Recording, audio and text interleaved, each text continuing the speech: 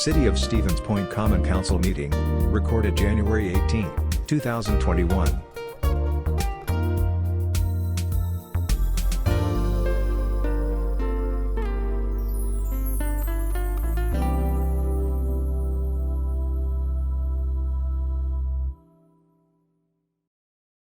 Have 7 o'clock. I will call the regular Common Council meeting of the City of Stevens Point to order.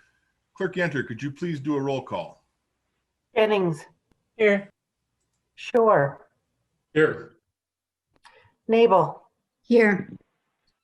Sarazua. Here. Johnson. Here. Slowinski.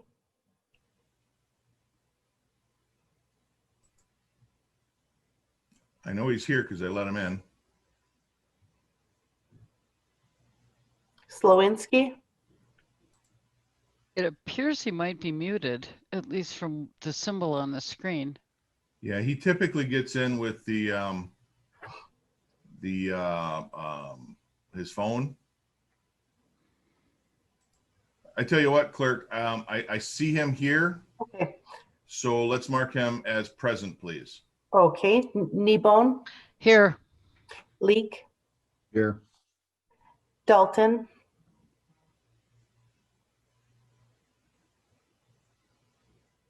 Here. Fischler's excused. Morrow. Here.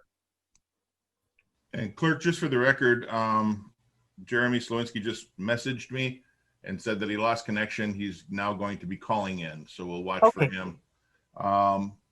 With that, let me get my background. Oh, you know what? I rebuilt this, so I don't have the flag background. I would ask that if you have a flag in the room, please refer to that one. Thank you, Alder Kneebone. We're going to use Alder Kneebone's flag. And if you would join me in our salute to the flag, please. I pledge allegiance to the flag of the United States of America and to the republic for which it stands, one nation, under God, indivisible, with liberty and justice for all. Thank you all very much. I want to remind everyone, it looks like we got some new faces here. Remind everyone of etiquette and protocol. Please keep yourself on mute unless you are called upon. And that would be the same for alders if you're called upon to vote, or if you have a comment, raise your virtual hand. If you're on video, your physical hand. The chat room is open. We monitor that. So if you have a comment and you'd like the floor, please indicate in some form or fashion that you'd like to speak on a given topic. President Johnson, I did get your message about item number 4. And at this point, I will forego the remarks so we can get right into business. And item number 3 on the agenda is persons who wish to address the mayor or council on a specific agenda item other than a public hearing should register their request at this time. Those who wish to address the council on a public hearing are not required to identify themselves until the public hearing is declared open by myself. And normally we would have you register, but again, since we are doing this virtually, we will just open it up through item number 4, and that is persons who wish to address the mayor and council for up to 3 minutes on a non-agenda item can do so now. And President Johnson, you were pre-registered, so you have the floor. Thank you, Mr. Mayor. Appreciate the time. And again, thank you, Mr. Mayor, members of council, for this opportunity to speak. I am speaking as a private citizen, so I will introduce myself. My name is Melissa Johnson, and I'm a resident of the city's 5th Alder District. And on this day, the day in which we honor the Reverend Dr. Martin Luther King Jr., I am sharing with you that I am running for re-election as alderperson. Today, I enjoyed spending the time with my work colleagues as we celebrated Dr. King by attending virtual educational sessions. We learned about everything from mental health stigma in diverse cultures to uncomfortable discussions of undoing racism. The one session I found particularly compelling, especially given apparent division in our country, was titled Trauma-Informed Care. The basic concept of trauma-informed care, I believe, can be found in this quote: "We don't see things as they are, we see them as we are." The experiences of life, the good, the bad, and the neutral, along with those that pass by us unnoticed, shape how we see things. They mold how we view our self-worth, how we interact with others, how we make decisions, and how we see the future. While my experiences are very different from everyone else's, I feel they have helped me understand others. I feel I have used that ability to accomplish a great deal. I have worked with a diverse range of constituents, business owners, university leaders, city staff, community advocates, the mayor, and my esteemed colleagues on council.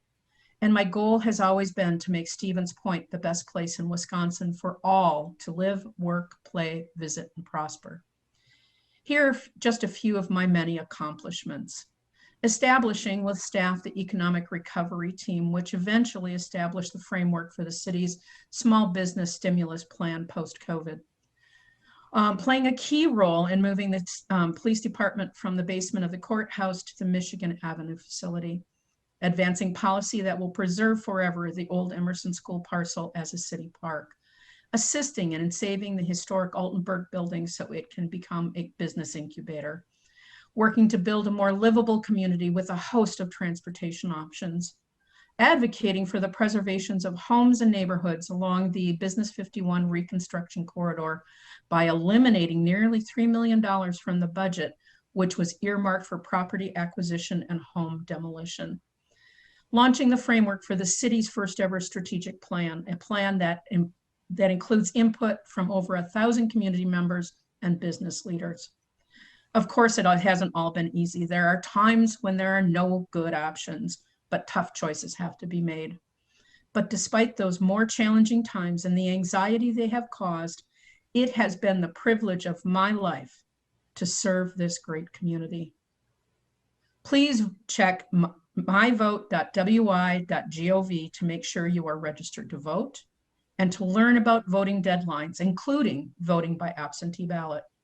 The polling location for District 5 for those who wish to vote in person on April 6th is the Stevens Point Police Department. Thank you for your time in accommodating me, and please stay safe and please stay healthy. Thank you. Thank you, President Johnson. I got a message in the chat that Tyler Patrick would like to speak. Unmute, sir, and you will have 3 minutes. All right. Thank you, Mr. Mayor.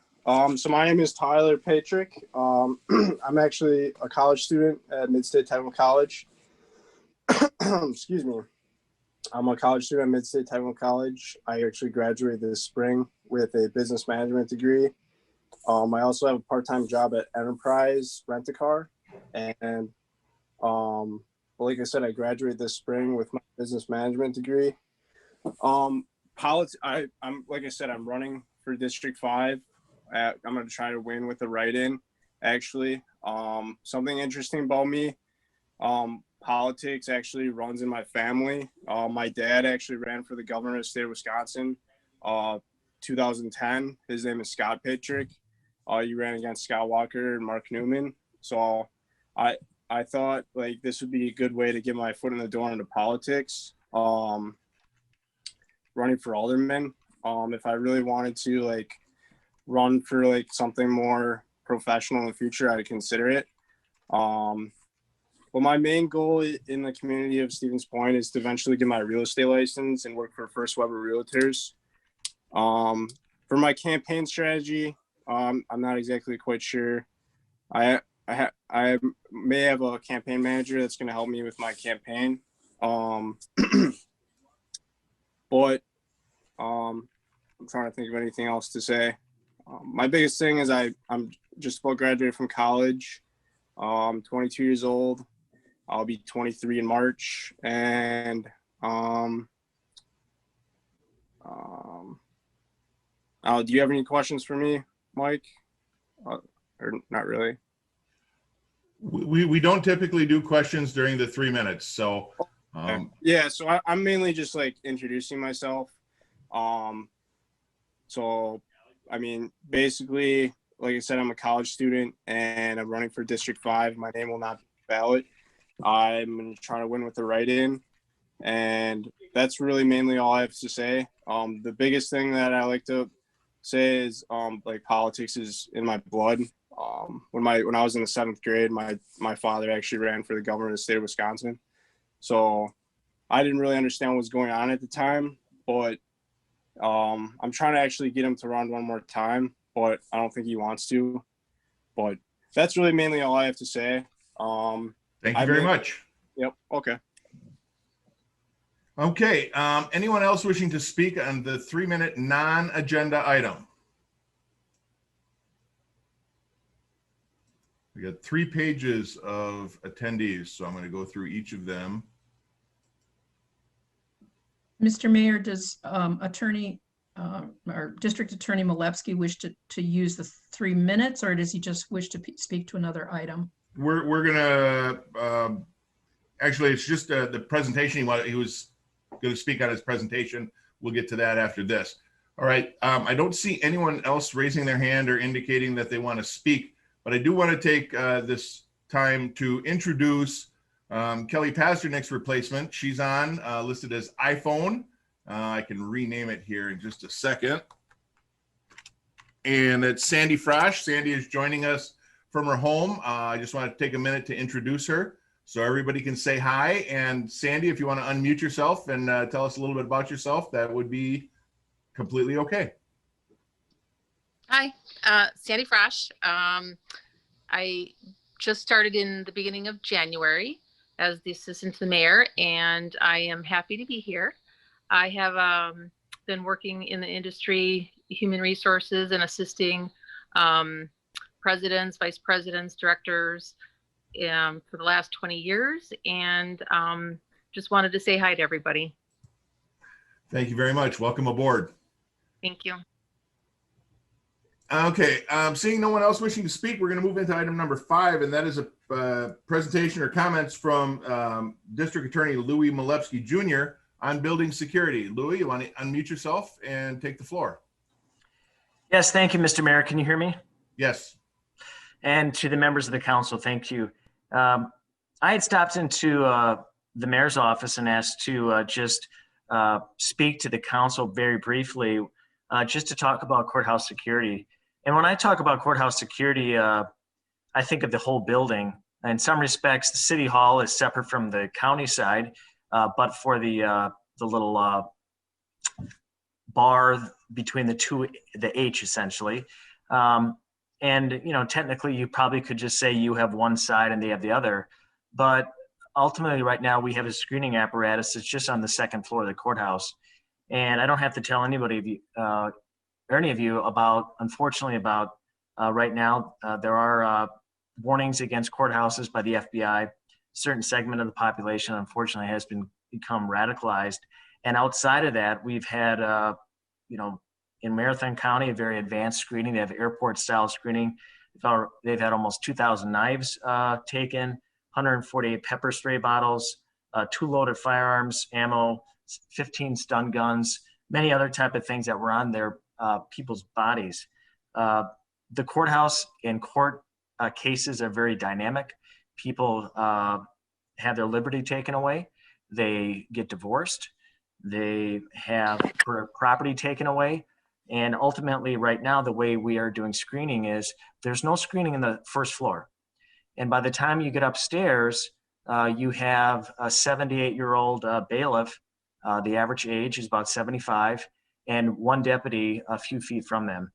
And they're already upstairs. So I would just ask the Common Council to think about whether or not, and I think it is time that we put security in the atrium on the 1st floor, that we either lock the city side and have it on 1 door, or have 2 security apparatuses, 1 on the Strongs Avenue, 1 on the Church Street. And obviously that would require some additional either staff time with deputies, private security, or you have volunteer type people, depending on how you want to have it run. But I think it's time to do it. And you know, if you just do simple Google searches, you can see about in Marathon County, of course, is the most violent. You had 7 people die, or 5 to 7, due to a domestic matter that began at the courthouse in 2017. An officer died and others. So, Mr. Mayor, I do appreciate the time. But I'll tell you, we have over 60 pending jury trials. So the courthouse, once we begin trials, is going to be very busy. The entire second floor will be used only for trials, which means that it's going to push the general population down into City Hall. And they're going to be trying to get upstairs, and I think that's going to require security ultimately to be on the first floor. So those are my comments. If you have any questions, I take them. Otherwise, thank you, Mr. Mayor.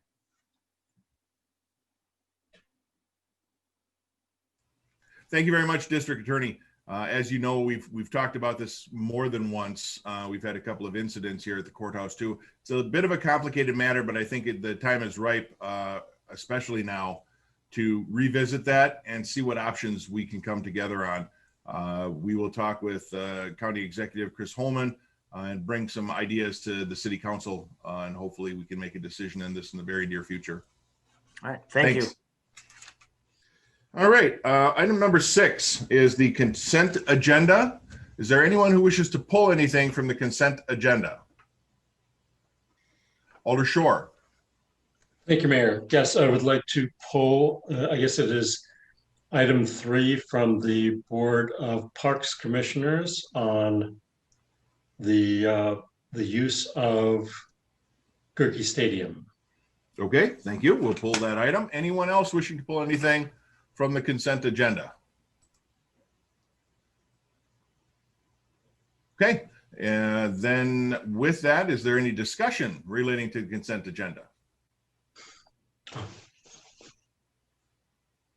Or a motion? I make a motion to approve the consent agenda minus item 3 as outlined by Alder Shore. Thank you, Second. Alder Morrow. We'll go the second to President Johnson. She had her hand up as well. Any further discussion on the consent agenda? Hearing none, alders, as you get called, please unmute yourselves. If you are in favor of the motion, vote yes. If you are opposed, vote no. And we will have Clerk Yenter call the roll. Jennings, Aye. Shore, Aye. Nabel, Aye. Sarazua, Aye. Johnson, Aye. Slowinski, All right. Kneebone, Aye. Leek. Aye. Dalton. Aye. Fischler's excused. Morrow. Aye. Thank you very much. By unanimous consent, the consent agenda is approved. Item number 3 from the Board of Parks Commissioners meeting of January 6th, which was the approval of modified opening for Gerke Community Stadium to organized activities and athletics. Alder Shore, you have the floor. Thank you very much. So I supported the plan in the Parks Commission, and I still do. I stand by our decision, but I thought it was important to say why, because there are reasons that there are better reasons for proceeding with the plan and reasons that aren't as good. I think we can all agree that sports are good for kids, are important for kids.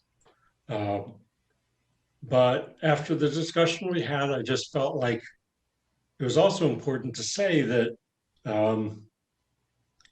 it kind of pushes the point too far to say that the students need to play football, or that more generally we need to get back to normal. Our problem, I think, is that as a nation, we've been in too much of a hurry to get back to normal. We should only be as normal as the science of public health allows us. I'm excited that the vaccine is here. My own dad got the first dose this morning. My mom got it the other day. But it could take, is likely to take, most of this year to reach the point of herd immunity. So what does that leave as a good reason? The good reason to support the plan is the diligence that the school district staff, that the school board, that county public health have put into the plan, which we talked about in the Parks Commission.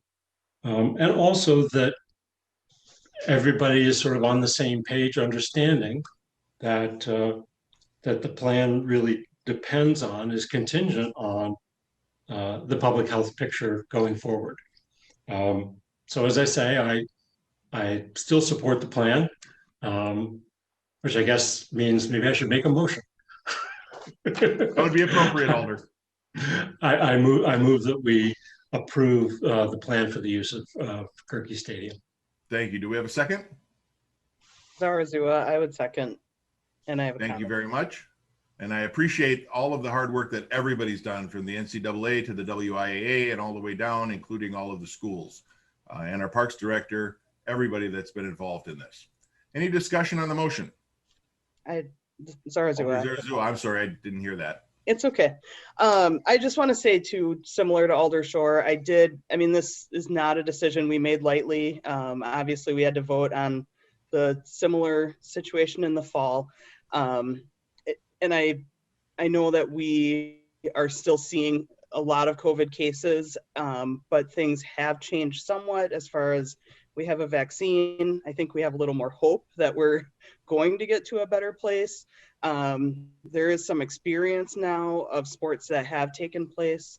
And it did sound to me like the school district really is taking the safety precautions seriously, and are working closely with the county health department to make sure that our kids stay safe. So I still feel it's a hard decision, but I'm still in support of us moving forward with allowing Gerke Field to be used. Thank you very much. Alder Nabel. And mute myself this time. Thank you, Mayor, and thank you, council members. I think I had seen in this, just so that the community also understands, that in our papers, there was a resolution that if this was going to be opened up, it would have to be that we had a certain number of days of no numbers going up. Is that correct in there? That I thought this was The resolution in spring? from this resolution just now, when they did this one for the park ones, was dependent on how things were going, again, on the numbers in a 7-day. Is that not true? I guess I'm unclear as to what you're referring to. The motion to the Parks Commission, after reviewing the proposal again, Yeah. has determined that there were enough safety protocols in place. Things have changed since that previous resolution. Right. And we're in a better place, not the best place yet. But yeah, based on the new information, the guidelines that the school district and the NCAA and WIAA had all put in place, and in alignment with what the DHS and CDC have now said, the Parks Commission felt that it was appropriate, using those guidelines, to resume some of the athletics. Okay. And was it still going to be a certain percentage only allowed? at the- Director, I'm going to turn that over to you now, Director Kramer. Yep, so the motion at the Park Commission meeting was up to 25% occupancy That's what I'm underneath saying. continuous guidance from the health department, because we will communicate the whole way, as well as it would be contingent on compliance with the mask mandate for anyone that would enter the stadium, as well as the non-competing game personnel, officials, all of that. So we'll be in constant communication between now and March, when these are expected to begin. And should something change in the atmosphere or climate around COVID-19 locally, from a state impact, where we would get ordered or change different guidance or protocol, at that point we would work really closely with the Portage County Health Department and the school district to review the protocol and change them if they needed to. I think that was what I was trying to refer to, but I just couldn't find it fast enough in my Okay. packet. I knew there were some safety precautions put in there, which I wanted the public to realize, that we aren't just saying it's wide open, that there was still a percentage only and certain requirements. So thank you. Thank you. Any other comments? Hearing none, if you are in favor of the motion, vote yes. If you're opposed, vote no. And Clerk Yenter will call the roll. Morrow. Aye. Fischler's excused. Dalton, Aye. Leek. Aye. Kneebone, Aye. Slowinski, Aye. Johnson, Aye. Zarazua, Aye. Nabel,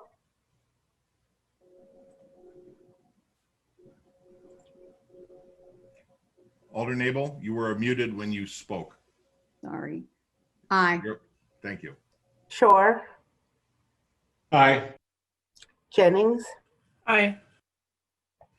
Unanimously passed. Thank you very much. Item number 7 is ratification of the mayor's emergency order extending specific COVID-19 related benefits for employees through June 30th, 2021. As you probably know, all of the previous state orders regarding the COVID-19 benefits, including our own resolution, expired December 31st of 2020. We were hoping that the state would act. We didn't see those things continued. So to protect our employees, I issued another emergency order extending some of those benefits. And I will let Human Resources Manager Lisa Yakush go over those. I know they're included in your packet, but for the benefit of those who don't have a packet, Lisa, would you please go over those briefly? Thank you, Mayor. Again, the mayor referred to his resolution that was included in the packet, and I'm quickly trying to find it because I did not realize he was going to be calling on me. Sorry, Lisa, if you want, I have it right in front of me. I can bring it to you. Basically, what we're extending is some of the protections that were afforded under the Families First Coronavirus Response Act, continuing the emergency paid sick leave, the emergency family and medical leave, and I think we included vacation carryover, but I'm not seeing that in here. That's correct. We did include the vacation carryover. I'm not seeing it immediately, but those 3 benefits specifically to continue to protect our employees. Obviously, we don't want people coming to work if they're not feeling well. And we also, we're not sure where schools are going yet, if family members get sick and they need to care for them. Basically, we don't want to jeopardize or put our employees in an awkward position during the pandemic, because we expect, or we may have changes with the vaccine now available to 1A and 1B category people.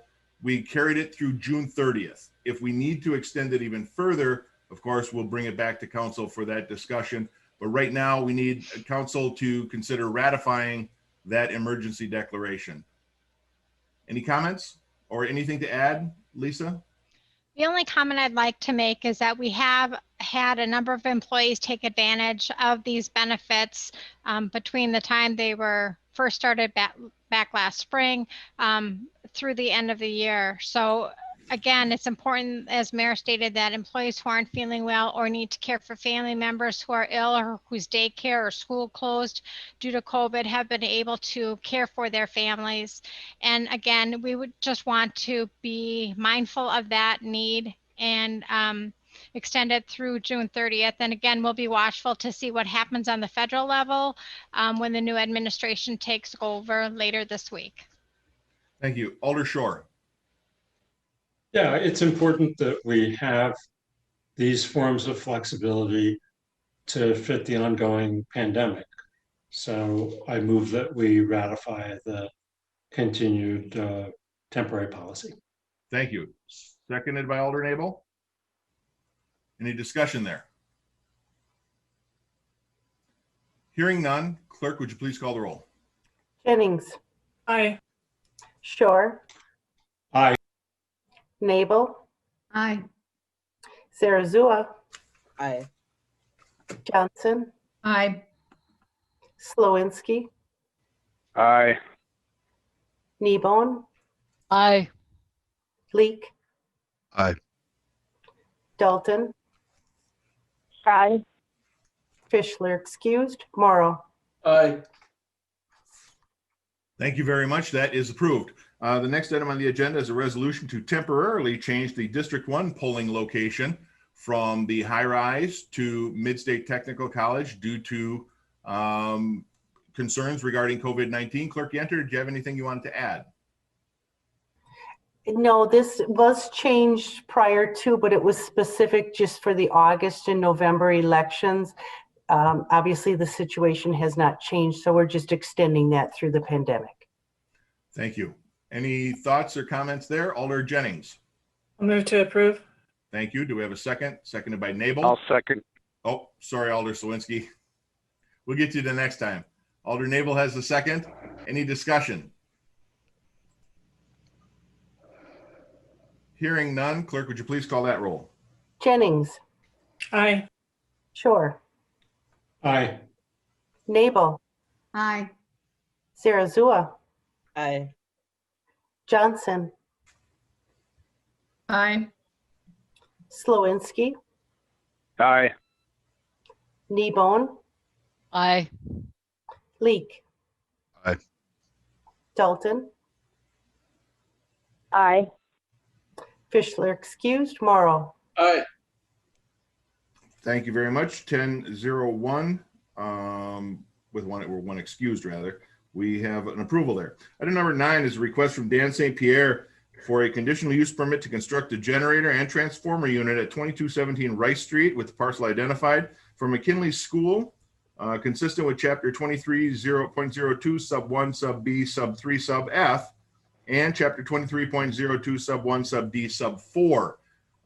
Before we get started, I know there was some concerns that were brought up at committee or plan commission in regards to potential devaluation of surrounding property. We worked with our city assessor and Director Karnowski. You want to give us an update on that? Sure. Thank you, Mayor and Council. The city assessor did review the materials provided to him from city staff. We did speak with the adjacent property owner who had the most concern about devaluation of property as it relates to fair market value, not necessarily that of the assessed value of the property. He does not believe that having the generator next door will devalue the property. In fact, he's suspicious that it would actually remain the same or increase, just given the proximity to the adjacent elementary school. So we did verify that. We spoke with Dorothy, who lives next door as well, and provided that information to her too. Thank you very much, Director. Alder Nabel, you had your hand up? Thank you, Mayor. I just want to have one question, and that is in one of the letters, somebody had asked the question and I never saw it answered in the minutes. So is that property 2217, is that a house that's going to be torn down? That was never answered. Thank you, Director. Do you know? If not, I think we have representatives from the school district here. Yeah, I would defer that to the school district. I don't know off the top of my head. Okay. I don't know who wishes to speak on behalf of the school district, but if you're available, go ahead and unmute yourself.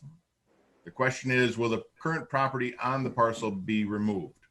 I believe we talked about it and I thought it was no, but I would again defer to the school district.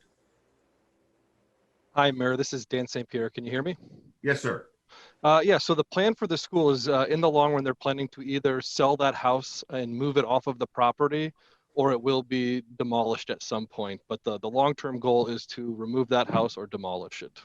Okay, but there's no immediate plan to remove that house. Is that correct? Correct. All right. Mike, this is Craig. Am I on? Yes, sir. Superintendent Gerlach, go ahead. I'm sorry, I lost video here. That hasn't been determined. Right now, first and foremost, we need to install the transformer and the generator. Whether or not the long-term solution for that, I'm not quite sure. Typically, schools don't like to get into the business of real estate. So at some given time, we'll make a decision whether or not we want to remove it, raise it, or actually sell it if someone's interested in moving it. But that has not been determined. Thank you, sir. Does that answer your question, Alder? Thank you very much for that information. Great. Any further discussion or motion?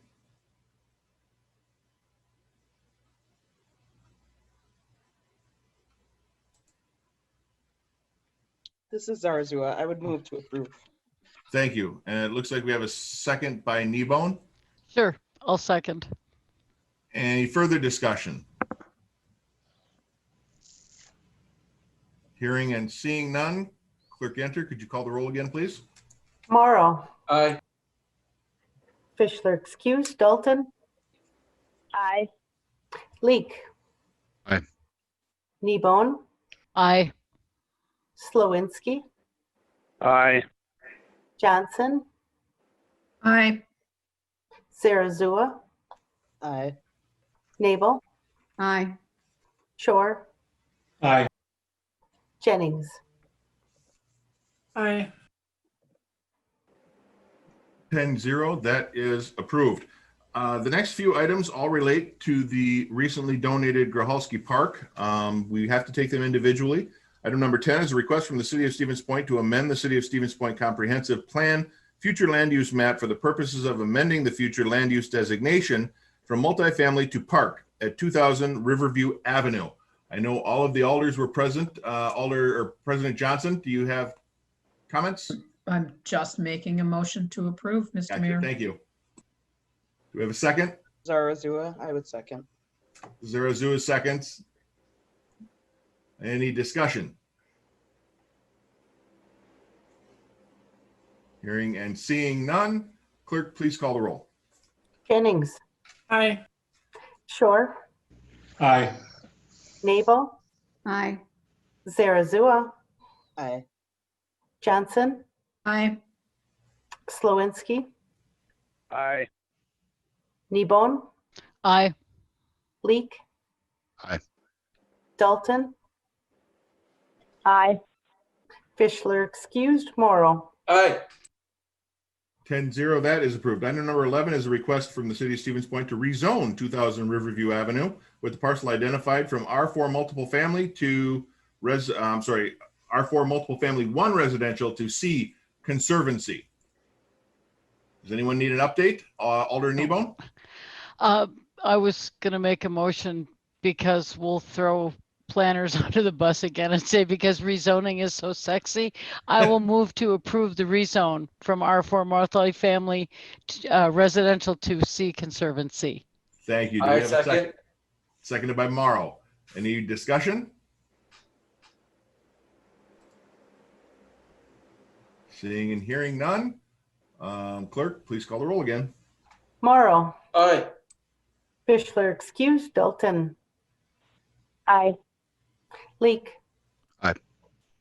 Kneebone, Aye. Slowinski, Aye. Johnson, Aye. Zarazua, Aye. Nabel, Aye. Shore, Aye. Jennings.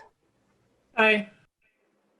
10-0, that is adopted. Item number 12 is a request from the City of Stevens Point to amend the official street map of the City of Stevens Point to remove 2 planned streets to be located within the parcel at 2000 Riverview Avenue, the parcel identified in your packet.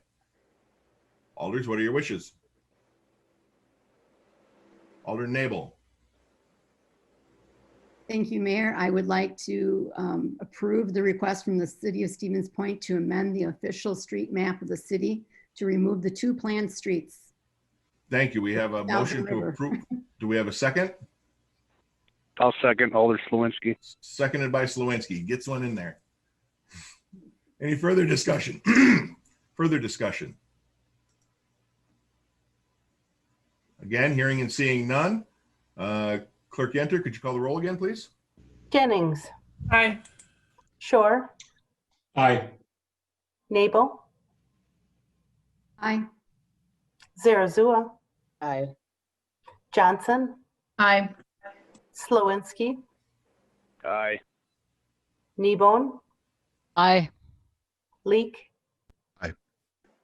Dalton, Aye.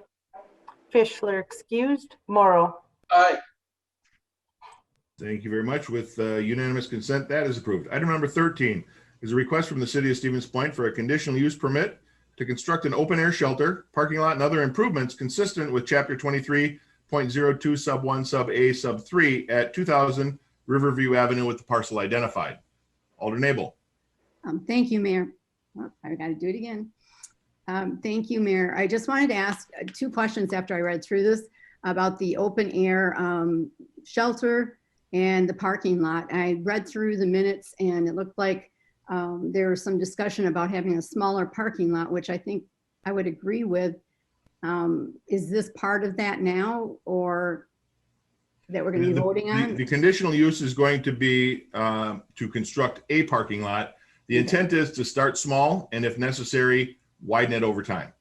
Okay, and also the second question I had was on the open air structure. Is that then done through the city's paying for that?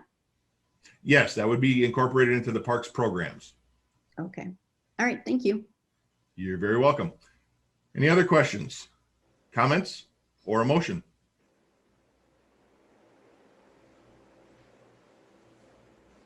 Don't everybody jump at once. This is Zarazua. I would move to approve the request for the conditional use permit for the Thank you. Holston Park.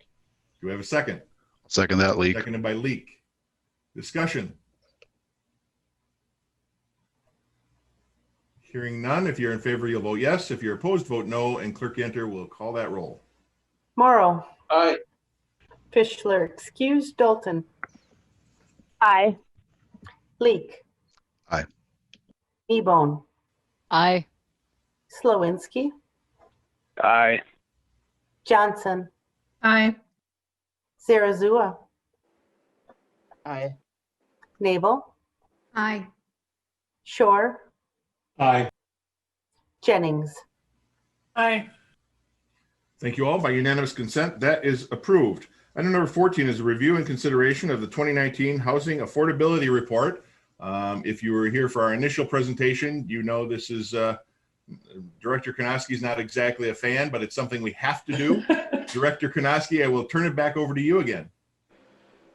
Simply put, this is a state mandated report that identifies what essentially a developer takes on to develop new subdivision in greenfield. So previous land uses that have not had human-centric land uses previously. So essentially, the states require that municipalities identify ways to reduce the cost to developers, wherein that cost that they would be saving from the city would be passed on to the home purchasers. We would have to reduce the cost by 20% and the time it required to approve a new subdivision by 20%.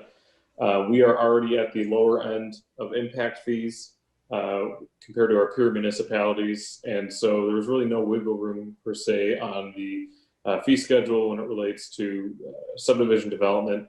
City staff does believe there are ways for us to, in a new zoning code rewrite, reduce the amount of time for smaller planned unit developments to be approved, possibly by waiving public hearings for a PUD that's less than 4 parcels, as an example. So I'm not a fan of this report.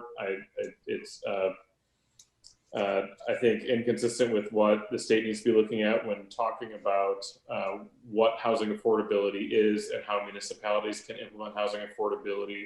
And so I'll leave it at that. If you have any other questions, please reach out to me. Otherwise, it's a pretty extensive report that also requires that we identify any and all vacant parcels that are eligible for residential development and any and all parcels that are not necessarily zoned for residential development, but could be developed upon for residential uses. So Thank you very much, Director. As he said, this is mandated, and we need approval to accept the report and place it on file. However, I want everyone here to know, I know the council already knows that, that we are addressing and working on ways to address housing affordability in what we believe is the correct manner, and that is making sure that people aren't overextended with their income-based rents and mortgages. So we're going to be addressing that again over the next several months, unrelated to this report. Council, what are your wishes? At this point, I So would moved. Thank you, Alder Slawinski. The motion is to accept the report and place it on file. Second. Seconded by Alder Nabel. Any discussion? Hearing none, Clerk Yenter, could you please take the roll? Jennings, Aye. Shore, Aye. Nabel, Aye. Zarazua, Aye. Johnson, I'd like to say no, but I'll say yes, just because I, Thank you. Slowinski, Aye. Kneebone, Not the kind of affordable housing we studied in grad school. Aye. Leak. Aye. Dalton, Aye. Fischler excused, Morrow. Aye. Thank you very much. By unanimous consent, that is approved. And just one comment before we move on to the next item. I know there was some hesitation by a few of you. This doesn't indicate that we are complying with their method of affordable housing. This just asserts that the information within is true and accurate. So if we could focus on that part of it, I think we'll be okay. And we'll address it the way I think we need to address it in the coming months. So thank you for that. Item number 15 is an ordinance amendment, section 9.05, as it relates to parking. We had discussed these at committee. Does anyone need a recap? Just some parking changes. Alder Nabel. You're on mute still. I gotta get that right yet. Thank you, Mayor. First of all, I'd like to just mention, I did talk to Director Badoon on this just to get a little better understanding. And this is just clearing up a lot of things that we have on the books that have two different time frames and two different hours and two different, places where people can park. And so it's really just cleaning a lot of stuff up and getting it back to being consistently with one, just like we have to do sometimes with ordinances that get written in two different chapters as being different. Things need to get done. And so they've been working on that very hard. And I thank Director Badoon for the explanation. So I would like to move that we approve that ordinance amendment on the streets. Thank you very much. Is there a second? Alder Morrow, second. Thank you very much, Alder Morrow. Any discussion? Hearing none, can we get a roll call vote, please? Clerk Enter. Morrow, Aye. Fischler excused, Dalton, Aye. Leak. Aye. Kneebone, Aye. Slowinski, Aye. Johnson, I, Zarazua, Aye. Nabel, Aye. Shore, Aye. Jennings. Aye. Unanimous consent, that is approved. Item number 16 is approving a relocation assistance program for Edgewater Manor residents. But before we move into discussion, I just want to take a moment to thank everybody on city staff, county staff, and those who aren't related to the city or the county for all of their input, specifically our Comptroller Treasurer, Corey Laddick, our Community Development Director, Ryan Karnowski, and President Melissa Johnson. This by no means is the inclusive list. I know we had help from Cindy Petruski, several members of county staff, and even our Veteran Service Officer, Michael Clements, got involved with this. So it was very extensive. It got a lot of people involved. We wanted to make sure we did it right. And what you have before you is the recommended product. Comptroller Treasurer, I'll turn the floor over to you to go over the highlights. Sure. So included in your packet, I did include a memo and also a one-page overview of the program, which I intend to be sort of the basic terms summarized, hopefully in a understandable manner. One additional item that came up, and we didn't talk about this at finance because it came up more recently, but how we've been working with this relocation assistance program up to this point, we've been working with a maximum monthly amount of $140 as far as what we would provide. And if somebody would move to the Berkshire, that would get them down to a rent of $545, which also happens to be the rent at Edgewater. So really the philosophy was that, okay, you know, if we bring you down to the rent that you're currently paying now, that should really be sufficient. Had a call with the Berkshire. They did contact us and informed us that they've taken applications from residents at the Edgewater. They've identified 5 of them that have incomes of less than $16,500. And one of their requirements is that rent can be no more than 40% of someone's income. So they said, hey, even though you're providing the $140, we did the math and that still would not get these 5 people below 40% of income, which means that they don't qualify to live here because under our metrics, they can't afford it. So they asked us to take a look at that to see if there's anything else that we can do. The solution that we came up with is to provide a higher amount for those residents, but with the understanding that they would apply for the county voucher program. And because of their income level, they would actually be prioritized within that program. And then also to shorten the time frame so that it's a maximum of 5 years, we're pretty confident that and just for those 5 residents, and we're confident that they will get a voucher by the end of the 5 years. So basically, we would be providing a higher amount to these people, but it would be over a shorter period of time. And overall, what we really identified here is that we have some residents who definitely were not connected to the right resources and who probably were in unaffordable situation even at the Edgewater. So we're trying to work through that and get that straightened out. So that's basically what we're proposing. Thank you, Comptroller Treasurer. And that's just one of several potential stumbling blocks that we came across. And it was really that team effort. As I said, President Johnson, yourself, Director Konoski, Cindy Petrusky over at the ADRC, and several others that really had the residents first and foremost in mind and worked out ways to overcome some of those obstacles. President Johnson, you have the floor. Thank you, Mr. Mayor. Yeah, I just wish to echo what you're saying about this amazing effort, and in particular, the calculus that Comptroller Treasurer Laddick has been doing, working feverishly to find what I'm calling that compassionate transition relocation. So again, my public thanks to everyone, including you, Mr. Mayor. This is a challenging situation, and this is how, when we work together, we can really make good things happen. In that spirit, I'd like to make a motion to approve the framework as presented by the Comptroller Treasurer. Thank you. I have a second by Alderperson Jennings. Discussion? Hearing and seeing none. Clerk, would you please call the roll? Jennings. Aye. Shore. Aye. Nabel. Aye. Zarazua. Aye. Johnson. Aye. Slowinski. Aye. Kneebone. Aye. Leak. Aye. Dalton. Aye.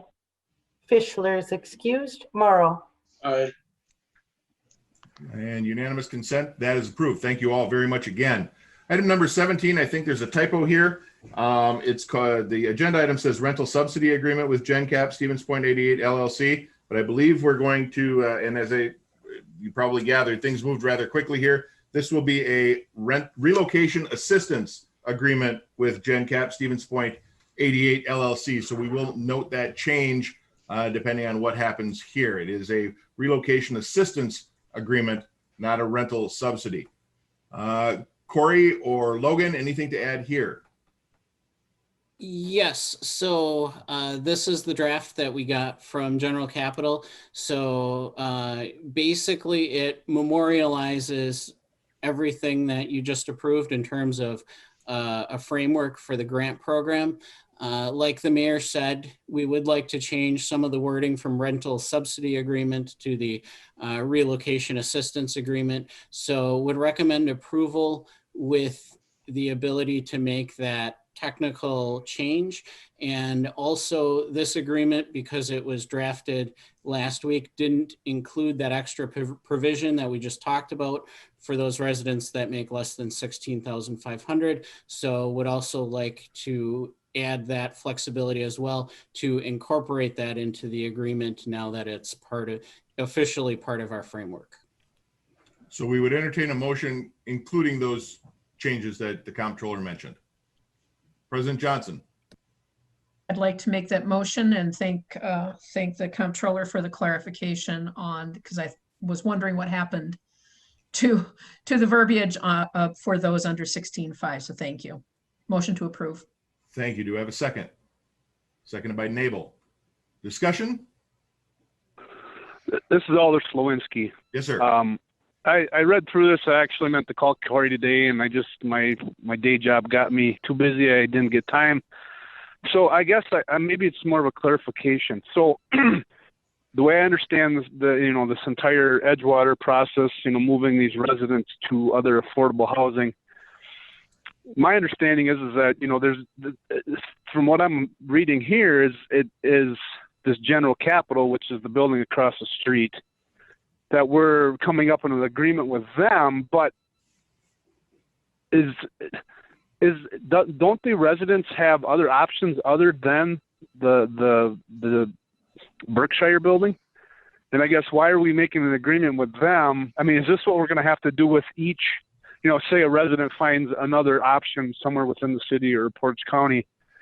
Are we going to have an agreement with that individual or that entity as well? I guess I'm just a little confused here on why we're doing this agreement with just one entity.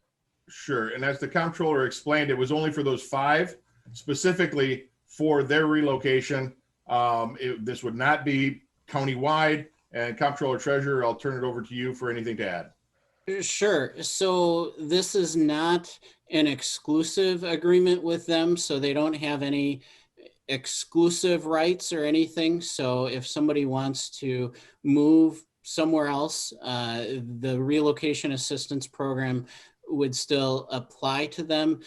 The reason for this agreement is because the Berkshire has specific income requirements, as many landlords do. They want to make sure that the residents that they sign leases with are able to pay the rents. You don't want to end up into a situation where somebody gets behind, and maybe you potentially have to, take more drastic action.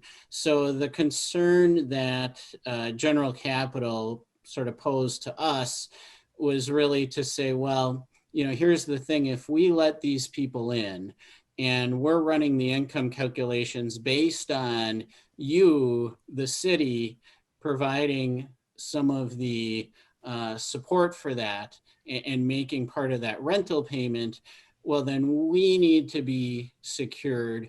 We need to be guaranteed that you're not going to come up with other priorities and decide that, you'd rather spend the money on squad cars or something else. So definitely understood where they were coming from with that. So basically what this is doing is just sort of cementing that, okay, this is a long-term commitment. We're not going to get 3 years down the road from now and leave everybody high and dry, because if we do that, then they have a problem, the residents have a problem.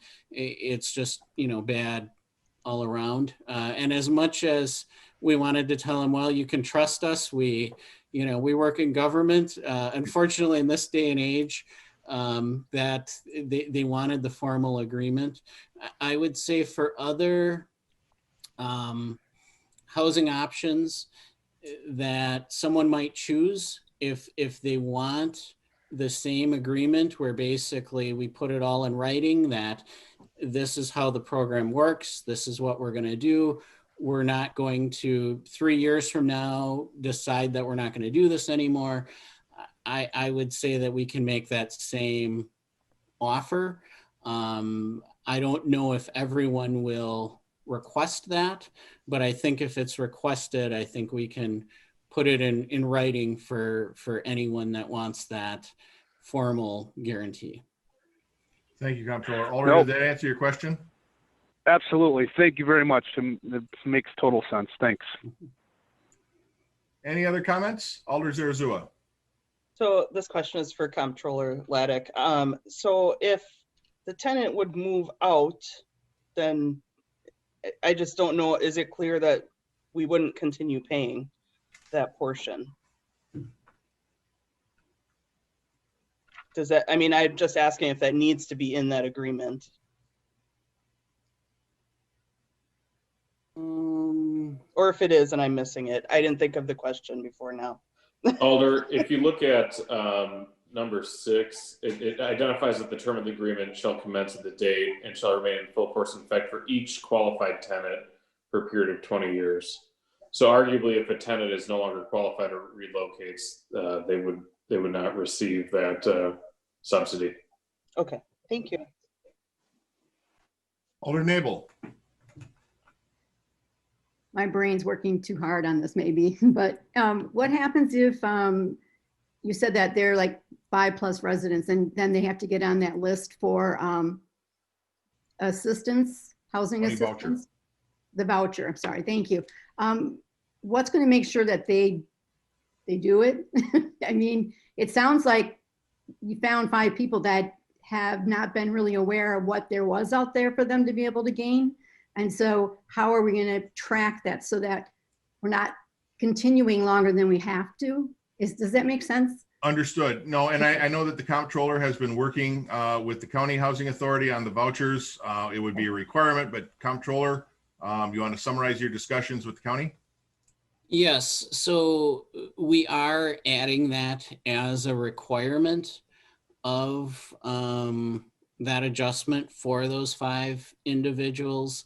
And the other provision that we have in there is if when working with the county, if it's determined that somebody would likely not qualify for a voucher at the Berkshire, if for some reason that situation won't work for them, then we would work to find other housing options. So I would say in that instance, and based on what you just approved as far as the framework that was laid out, I think that we would have the ability to say, no, what was approved is that you have to qualify for a voucher, or you have to apply for a voucher, and that if there's reason to believe that you're not going to qualify, then we're going to work with you to find other housing options. We would, I think, have the authority to move in that direction. Thank you, Comptroller. Thank you. That was very helpful. And again, I'd like to also thank all of you for all the work you did. This is amazing. And you made a hard vote so much easier. Makes I can sleep better doing this. So thank you. Thank you. President Johnson, you had a comment? Yeah, I just wanted to follow up on that. You know, sometimes folks fall through the cracks for a variety of reasons. And part of the job of whomever we will hire as a social worker for the folks at Edgewater, they will endeavor to make sure these people do not fall through the cracks again. They should have been receiving this a long time ago through nobody's fault, but we will now fix that through these measures. So thank you. Still looking for a motion. I'll make the motion to approve. Oh, yep. I have another question, Your Honor. Yes, sir, Alder Morrow. Sorry, Mayor. As Alder Johnson put up about the social worker, was there ever a pay scale that was there a pay range ever put out for the social worker? Yes, but please call my office tomorrow because that's not on the agenda. Okay. But yes, and the posting's ready to roll. So we have a motion from President Johnson to approve the agreement. Do we have a second? I second it, Your Honor. Thank you. Seconded by Alderperson Morrow. Further discussion? Hearing and seeing none. Clerk, would you please call the roll? Morrow. Aye. Fischler's excused. Dalton. Aye. Leek. Aye. Kneebone. Aye. Slawinski.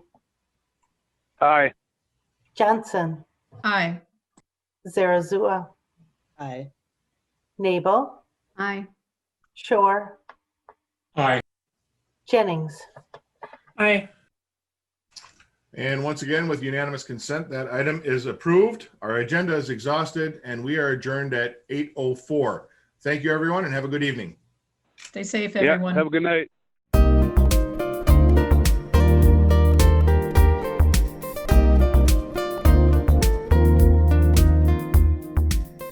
A video of this meeting is available for viewing on the city's website, stevenspoint.com/videos.